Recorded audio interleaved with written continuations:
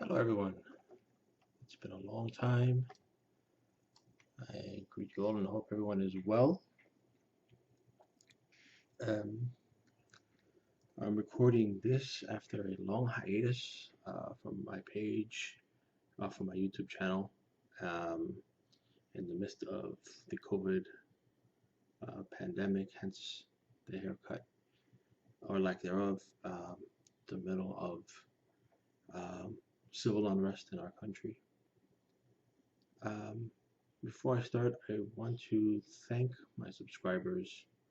A few months ago, we hit over 1,000. Uh, I really never expected that, and thank you all. Um, I might lose some subscribers today because um, I'm gonna say some hard truths. They're not gonna be hard for 99% of you. For 1% maybe. Um, this is gonna be one of two videos. So if you see my next video, I got the same shirt on. That's why. The other one's not gonna be related to this. Um, I'll make the statement and then I'll go into detail. The statement is the Lukumi Orisha religion is inherently aligned with the Black Lives Matter movement.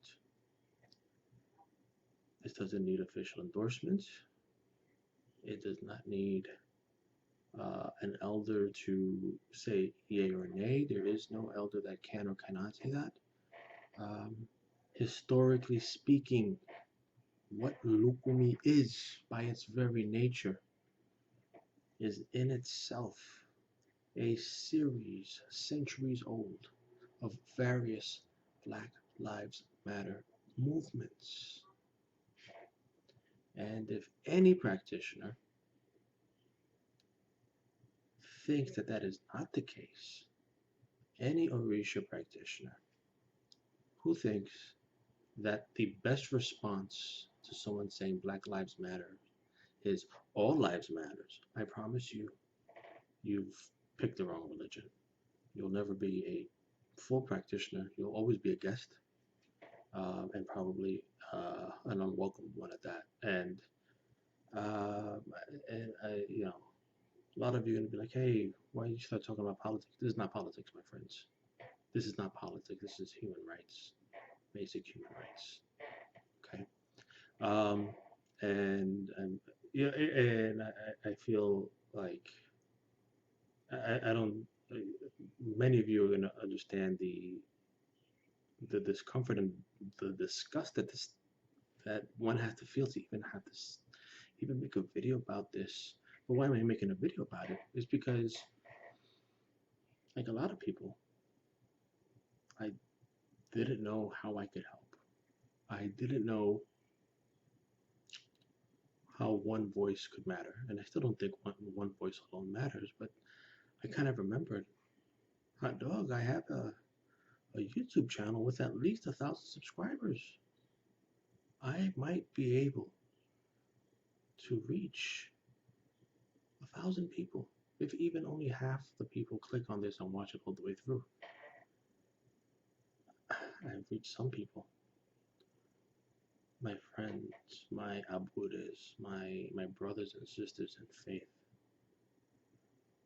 Orisha tradition, apart from being a beautiful system of theological and moral values, apart from being a high spirituality, apart from being a tradition, my brothers and sisters, Lukumi is a celebration of blackness. I didn't think I had to tell anybody, um, but it looks like on Facebook, some actual devotees uh, were saying something to the contrary, and it made me realize that there are still people out there who can somehow do the mental and emotional gymnastics where they can be Orisha devotees and not realize that that is intimately connected with blackness.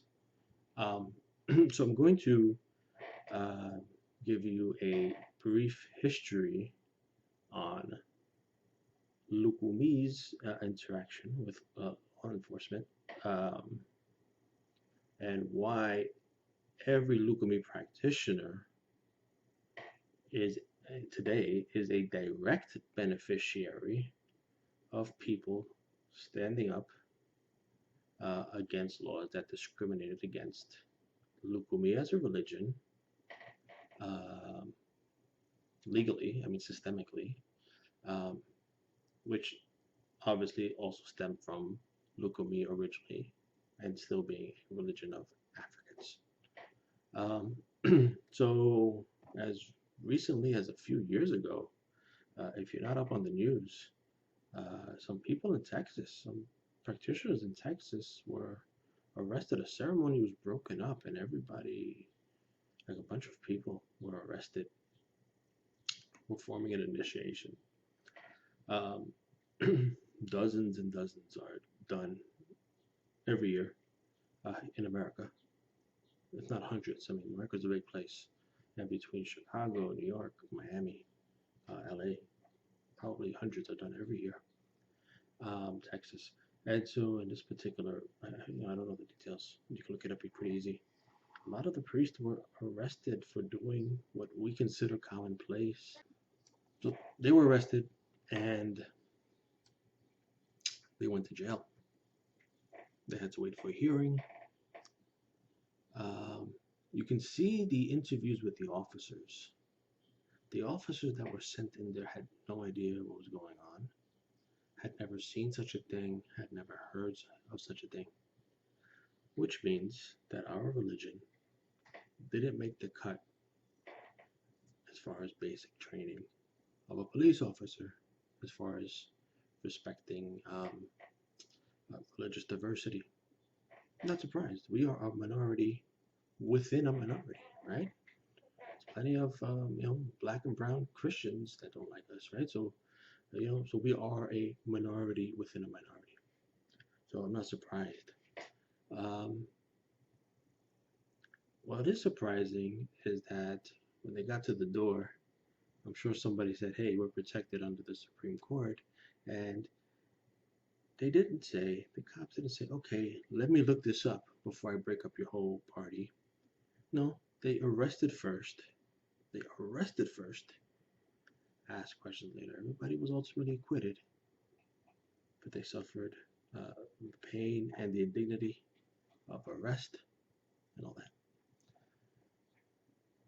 Here are an example of how people were abiding by the law and the system applied the law unfairly, unequally, and persecuted people of our faith. In this case, happy ending, but a very ugly middle. Now, if you think that's an isolated incident, you were not a practitioner of the United States in the 70s and 80s and even early 90s. You don't know people who lost children in custody battles because it was argued in court that our practices were not fit to raise your kids in, right? It sounds barbaric, it sounds crazy. So this idea that the law is not always applied evenly to certain groups of people should not be a surprise to any Lukumi practitioner. And why do I bring up those particular incidences is because I want to speak to everybody who watches this video. My assumption is that everybody who watches this video is at least interested in Lukumi religion. And if you are, then you are a direct beneficiary of all these legal hiccups, these unfair applications of the law, arrests when nothing illegal happened. Now imagine those incidences that you know about, that I can quote and look up the dates and times. Now magnify it, multiply it by 1,000, multiply by 100. Let's think of a realistic number. Yes, I know some of you have a black friend, but for those of us who live in black communities and have lived and have tons and tons, and right, I'm Puerto Rican. I'm mixed, like most Puerto Ricans are. Not all Puerto Ricans are mixed, but mixed. Very proud of my entire makeup and culture, but I understand that because I'm lighter skinned, I don't experience the same things that my black brothers and sisters experience. So imagine knowing virtually every black male that you know can cite at least one or two incidences where he was treated unfairly just because of how he looked. Like this is not hyperbole. It's not it's not anecdotal. Ask them. Ask your friends. They're gonna tell you it's true. At least in America. I don't know about elsewhere. Um, but I suspect elsewhere it's a problem too. My brothers and sisters, if you do not understand that black men and women have to suffer through the unfair application of law, then I doubt that you yet have the compassion um, and historical background to really engage in a research. I don't think you do, and it's not an insult. It's a call for education, right? That's really my point, right? I'm not here to put anybody out. I'm here to ask people to educate themselves. Um, so, what are the things in our religion that prove that Lukumi, by its very existence, is a series of Black Lives Matter movements? So we know that in Cuba, the cabildos were periodically raided by police. Cabildos in Cuba, right? They were allowed, they were sanctioned to operate, and everybody knew what was going on in there. But guess what?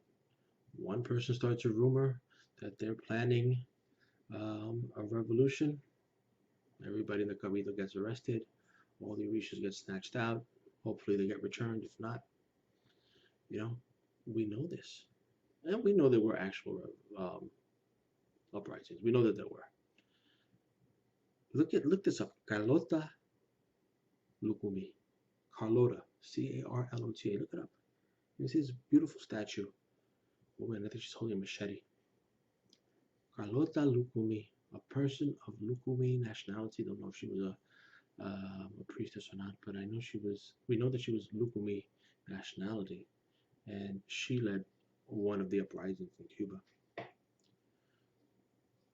to fight the power that is applied unfairly to people is inherently Lukumi. I'm going to say it over and over again in this video because it's true.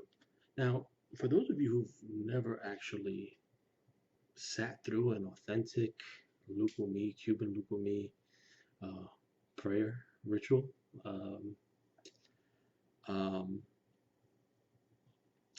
there's a part where when we're doing the basic invocations, we are praying for the things that we want to happen and also praying away the things we don't want. So the things we don't want, we say kosi or unlo. Kosi means may there not be, and unlo means may it go. So you hear very commonly kosiku, kosiano, kosiofo, kosiaraye, kosi oguburuku, kosinia, kosiakoba, kosiachelu. I left that last one there for last on purpose. Kosiachelu. May there not be police. Now I know for the Yoruba speaking people, Olokpa is police, but for us Cuban traditional people, it's Ashelu. Um, why would we say may there not be police? Are we anti-police? No, we are not anti-police. But traditionally, we have been a minority amongst within a minority, and in being so, we have been uh, unfairly persecuted, and so many times. In fact, there was an entire system of magio religious procedure for police avoidance during rituals. A lot of our rituals, at least in the Caribbean, have these police avoidance things built in. Achelun law is built in to a lot of our rituals. Again, we are not anti-police.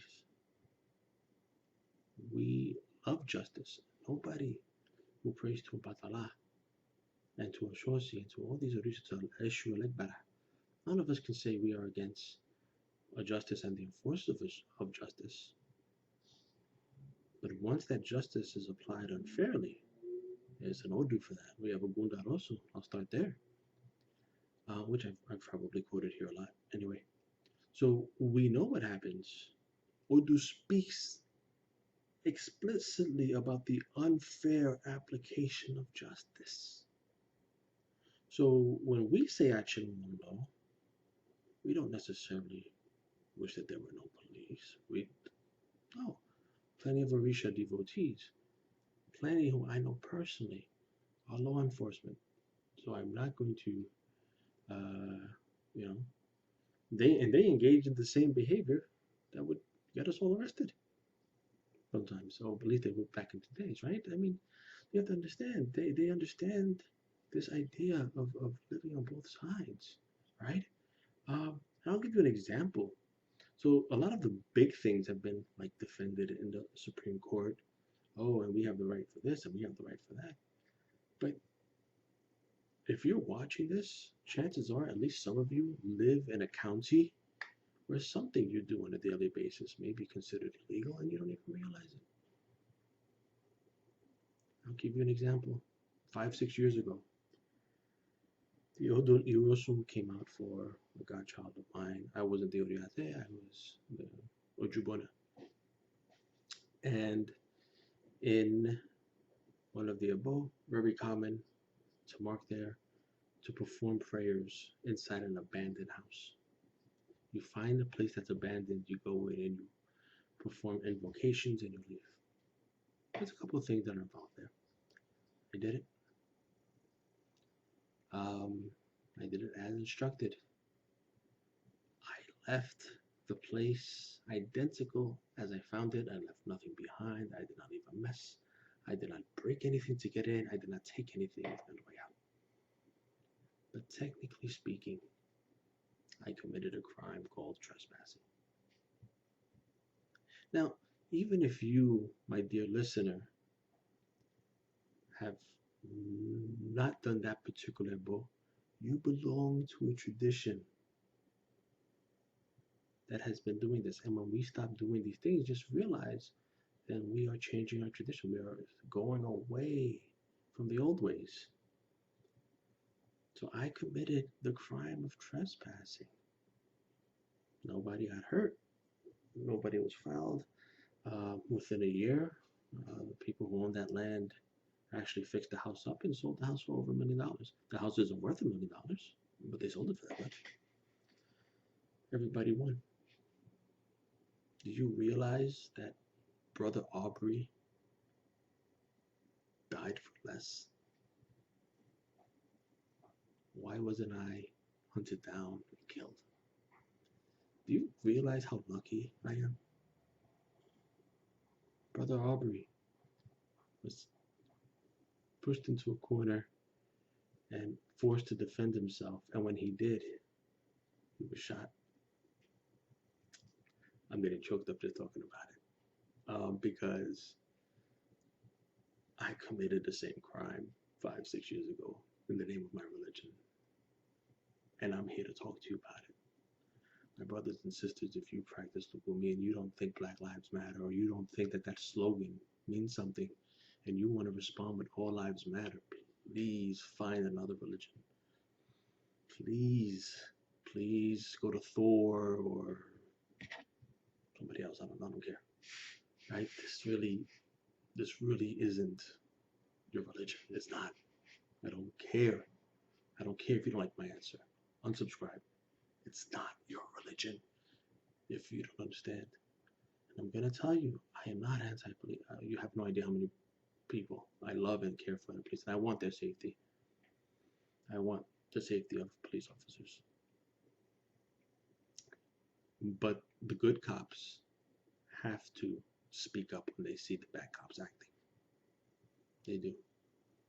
Just like I'm risking bad reputation and being blackballed, and once this video gets out and somebody's showing this video and people giving me the cold shoulder, guess what? You got to do it.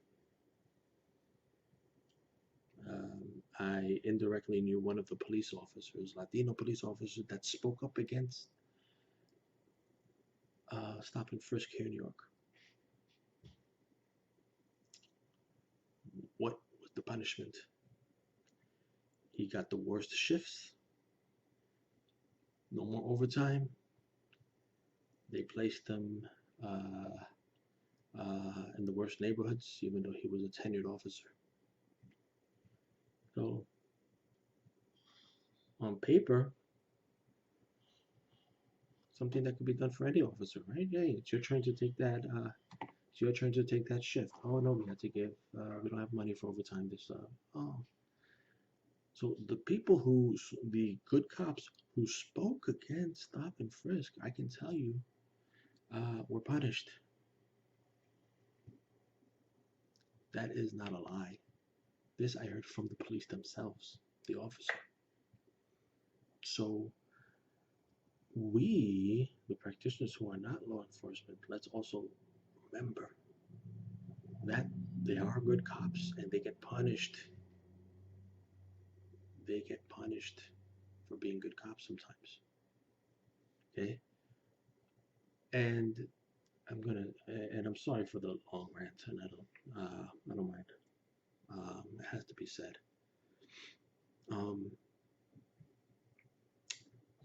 Let's help each other. Let's help. Let's be compassionate to our Black and Latino brothers and sisters who are suffering things, who are suffering dignities. Let's be compassionate to the good cops who are trying to make a difference, who are trying to make a real difference and aren't able to. Let's do more than just pray. Let's try to get involved. Let's do what we can. Let's remind the people in our Iles that these are Black gods we're worshiping. Let's remind people to have an appreciation for the Black flesh. Let's remind people that it's not just the Black gods, but it was Black people who maintained this wisdom and tradition over time. Let us remind our Ile brothers and sisters that not every song was created by the Orishas themselves, not even every Ifa verse. Some of these were created by philosophers and griots who contemplated deeply on what Orisha is and composed a song or Riki for the praise of Orisha. Let us celebrate not just Black gods, but Black men and women, Black genius. Let's say it often. In case someone came into our Ile because it's no fault of their own, maybe their own background had biases in it and they're not aware of them.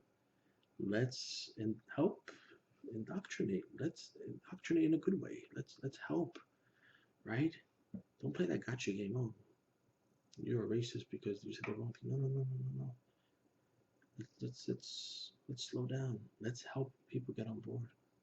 Now, obviously, the people who are incorrigible, yeah, you can cut them loose. But let's help Let's help people. Something brought them to us, right? Something brought them to us. Maybe it's an opportunity. Maybe we're the first Black or Latino friends they've ever had. You never know, right? Let's show them something different. I'm gonna tell you. Um, I'm gonna tell you, man. We're good people. We're good, God-fearing people. Let's let the world see it. Brothers and sisters, praise Dibidisha, praise Ifa. Black Lives Matter. All right. Take care.